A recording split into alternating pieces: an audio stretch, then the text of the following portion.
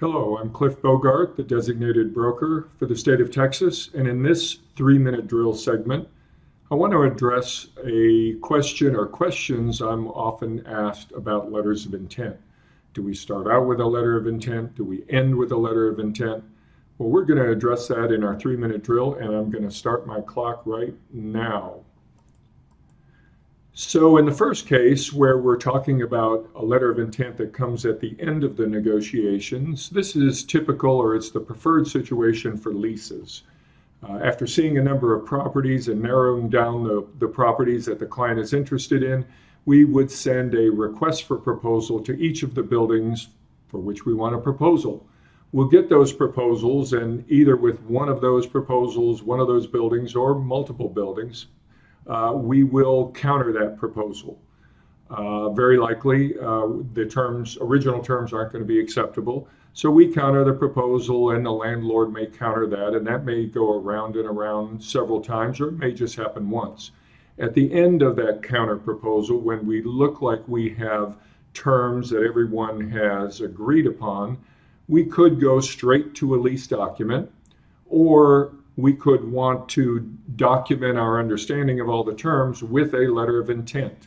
And then that letter of intent is signed by both parties, and those terms then get translated right into the lease document. In our second scenario, where the letter of intent comes first, this is typical in most sales and in some leases. In some cases in leases, the leasing agent or the landlord might ask you to present a letter of intent. But in either case, we present the initial letter of intent, which quite frankly, from a negotiating perspective, we hope they don't accept. I think the worst thing that could happen is if you present a letter of intent, unless you're in a highly competitive situation and bidding for a particular property, is that they don't accept all the terms and they counter it. If they accept all the terms, I wonder if I left some money on the table. But nonetheless, we present the letter of intent.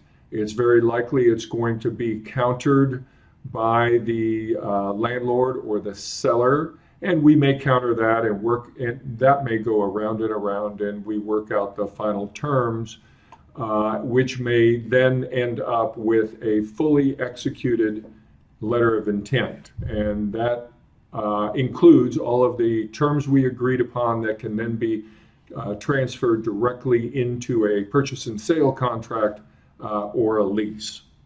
So those are the two primary scenarios.